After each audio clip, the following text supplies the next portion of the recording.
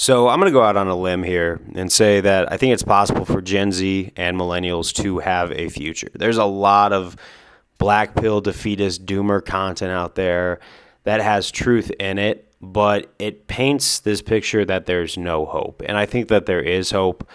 I think we just need to think outside the box for that hope. For this video, I do want to give 3 truths out there that I see in a lot of this doomer content, but my vibration has been raised because I see a lot of videos that are, how do we level up, right? I think that there's some definite elephants in the room about modern society that we can all look at and say, okay, yeah, that's a problem. But I think that there's also some solutions that can be had. Not all of them are perfect, obviously, but I think that honestly, attitude could be everything in this one. Because we are faced with 2 options: be the generation that gave up, or be the one that rose above circumstances that none of us foresaw. Because one of the things, like, especially with all the content about, people who are Gen Z and millennials blaming their parents for bringing them into this world, I don't think our parents really necessarily foresaw the problems that we were going to have. So I tried not to be too hard on them. There's an old saying, it's our parents' first time living too, so go easy on them.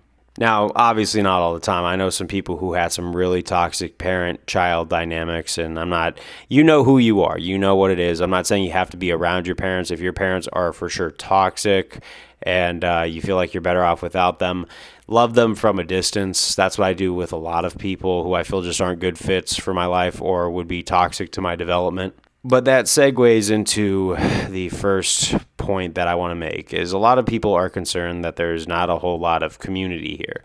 And I get it. We are a hyper-individualistic society. A lot of people are more about themselves than actual community. And I get it. You can't, be completely altruistic to the point where you completely abandon your needs. I think there needs to be a medium that's met, and it's just the golden rule: treat others the way you want to be treated. Like, I was talking to a lady at Circle K about roommate situations, because I do live alone. It's pretty much a tax. It is a little bit more expensive, but I think that the stress of bills is way less than the stress of, is my roommate going to pay his rent on time?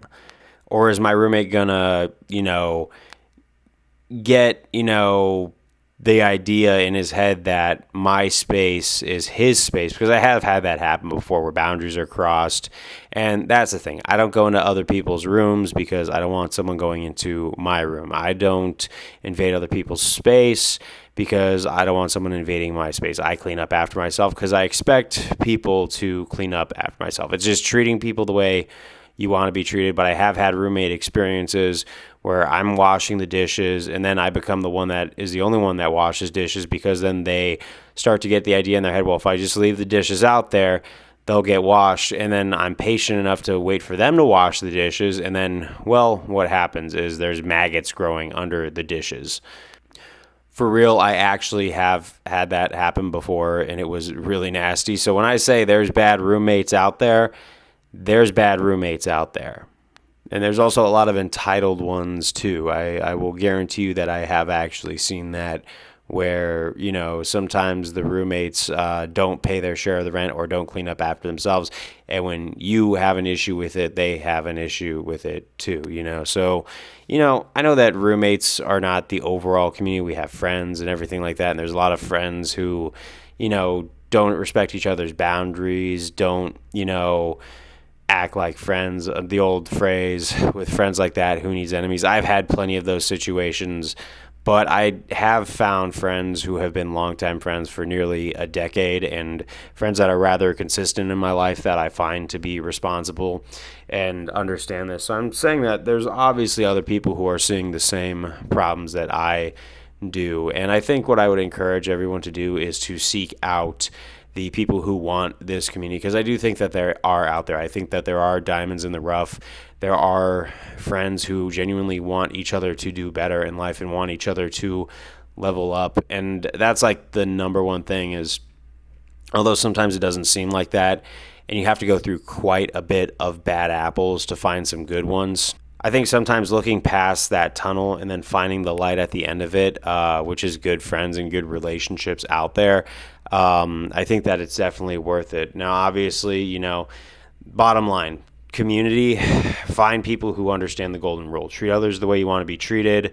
They respect your boundaries, you respect theirs, everything like that. Because there are some people who do exploit that hunger for community. There's a lot of people trying to sell you on something, looking to exploit that vulnerability that a lot of us currently have, where they're looking for that sense of belonging. And then there's people who look for community so that they can use that as a one-sided thing and they can mooch off them. I've seen it happen before. There's a lot of things that you have to watch out for. So it's not just a clean, you're going to find the diamond right off the bat. You do have to do quite a bit of digging. It's like a game of Minecraft. You have to really dig deep and get through all of the dirt and resources you don't want, and just the iron to find the diamonds and the gold that are there in society that would otherwise get overshadowed. But as I talk about relationships, I'm going to go on to what I would call the medium difficulty one, relationships. This is a big one. A lot of people do not see any prospects for dating. A lot of people don't do that. And honestly, I get it. There's a lot of flakiness. There's a lot of bad ones out there. There's a lot of lack of trust. A lot of us have had really bad experiences with relationships where our nervous systems are tapped in, where if they don't respond when we're expecting them to, we're expecting total betrayal. I think we are a traumatized generation when it comes to the whole dating scene, and sometimes I have to really work past my nervous system when it comes to dating itself, because it is a bit of a challenge, especially with all that emotional trauma that we've had to endure. Sometimes I'm just grateful that it wasn't just me. I used to feel like I was very isolated in my younger 20s, like I was the only one going through it. But then once I realized, okay, I'm not crazy, I think it's just the way our society has evolved due to, things like Tinder and everything like that, because I think there's truth to that. It has, given people there's multiple options out there mindset. So people are playing like these relationship games like it's applying for a job, where it's like, am I going to get picked? Then I have to go through the interview process. Now, I will say one thing. You shouldn't have to work that hard to be loved. Basically, that's it. Show some self-respect. And when it comes to relationships, my biggest advice for anyone, love yourself first. Find hobbies that you enjoy.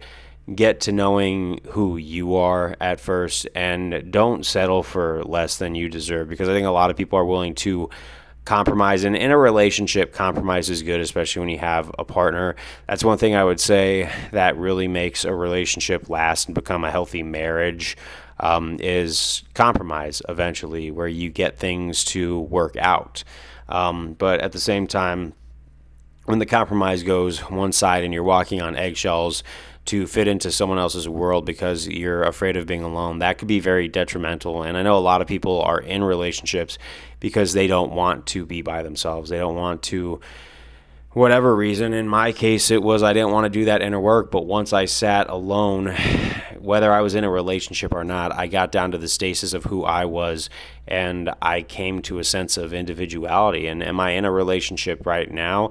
I'm seeing someone. We're not really solidified as that label, but I will say this one has really reset the baseline for how I see myself, and that there is better out there, and it shows me what I should be settling for and nothing less. And honestly, what I ask for, it's not perfection. It's just healthy dynamics. We both have life goals, but we both enjoy each other's company when it comes down to it. We don't expect too much from one another, but we're just happy with one another. And I think, honestly, as I leveled up as an individual, it just makes me more prepared for when that day comes, where, like, if I want this person to be my partner for life or something like that, which I feel like could be a possibility. I'm not going to get my hopes up, but at the same time, I'm just like, okay, love yourself first. So how do you do that?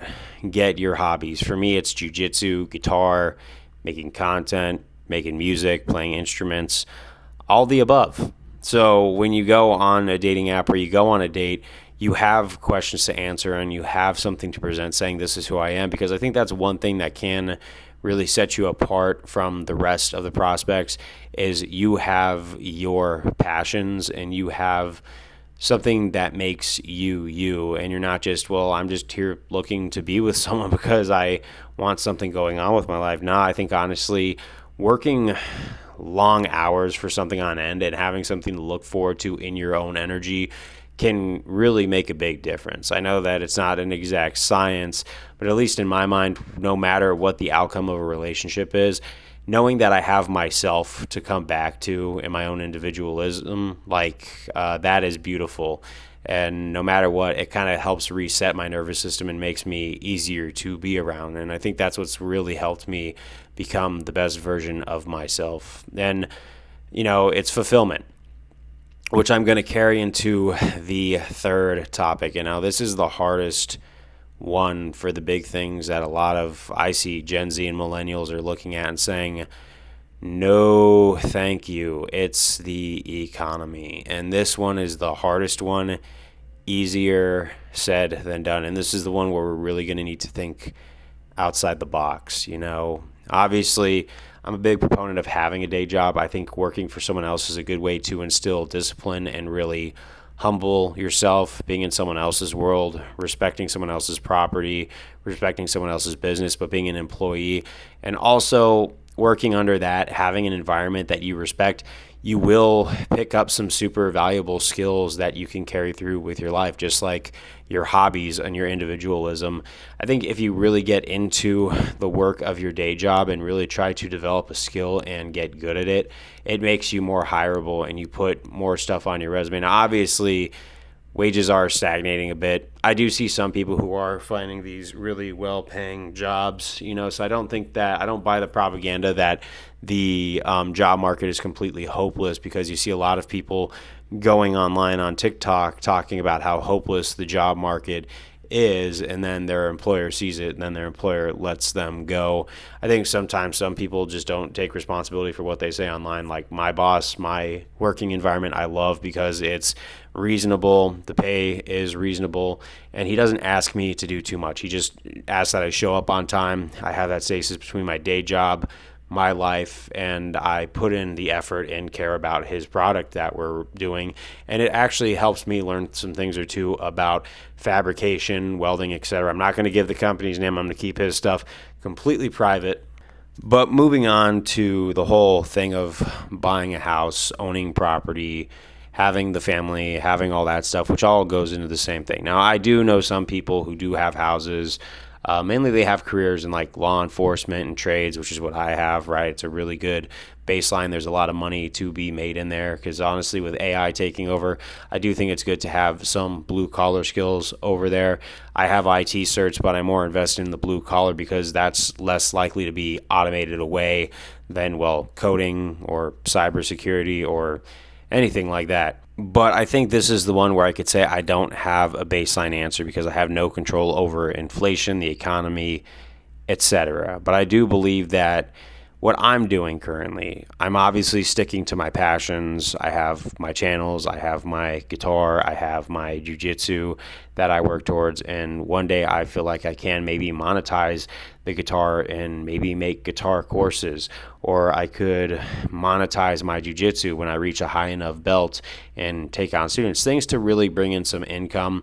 And maybe even then I might just still be a renter, but it might add some cushion to what we are going through as an economy. I'm just formed an LLC because I am doing some gutter cleaning on the side, but I'm really having to think outside the box. But I will say one thing, relying strictly on your day job as a main income source, yes, it's not a completely hopeless thing, but I do think that you shouldn't be reliant on just one thing for your income when it comes to this kind of stuff, because I do see things economically getting worse before they even remotely get better.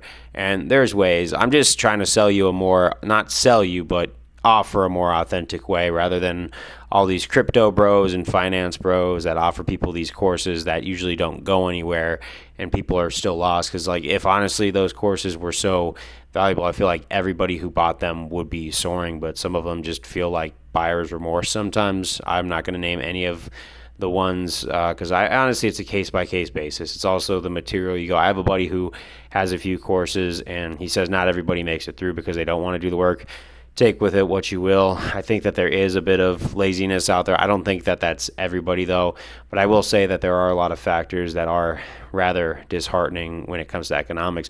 But I will say, that's one of those things where we're really going to have to mix, match, and try to find out our niches and really think outside the box. Unfortunately, it's not going to be an easy, we're going to get it on the first try. But I will say one thing. We do tend to have this thing where we have a lot of stuff at our disposableness. Sorry, I'm making this video late at night. I'm putting this together before I go to bed. But we have a lot of resources at our disposal, especially with Amazon and everything like that. I think there's a lot of things, if you use your imagination, we can possibly come up with something like a business or make knickknacks or something. There's a lot of things that we could go around, and there's a lot of options on there that are relatively cheap and affordable even for these times. I'm just saying I think it's a good chance to be creative because, like I said, we have two options. We could either sit here, give up, or be the ones that figured out a new way of doing it and maybe revolutionize it, because honestly, I don't want to give up. I don't want to be a defeatist. I don't want to be black-pilled. I want to be the one that overcame all of it and was able to tell my kids how I was able to do it and maybe have a mindset that I can give forward, because that's one thing as a parent, if I'm ever a parent, I really want to do is make sure that I was the guide that I never had growing up to my kids, and I could give them a couple moral lessons in that stuff. And obviously, like I said, I don't have the overall thing. I'm just rambling, and I'm just trying to inspire people to say that, maybe it's not the end of the world, like all this black pill content is saying. If you go to other corners of the internet and you consume other areas of content, you'll realize that there's a lot of niches out there. There's a lot of people who are making it work. A lot of the friends that I'm friends with are people who have ideas that they're really trying to come to fruition. And even though it's not making them multi-million dollars, it is getting them something, and I think that that is really good. And it gives me hope. But I just really hope that I could tell people that I don't think that it's all bad. I think that if you're doom scrolling and you're watching a lot of doomer content, try to put it down. And I know this sounds cliche, but try to go outside and try to look for that next chapter in your life, because that's what I did recently this summer. And I think that pushing forward and not giving up has opened more doors than straight up giving up, But that's what I got to say. I do think that there is hope. I don't have the overall answer, but I really do hope you gain something from this, or maybe some suggestions or some semblance of guidance in what seems to be a lost time where a lot of people are giving into despair. But I want to be the one guy that tries to spread something other than despair and doom. But I'm going to close this out, get some sleep, get ready for my day job, and get ready to keep on trying tomorrow. But I will see you guys on the next one, and I just wish you guys all the best. And just remember, I don't think it's the end just yet. Peace out.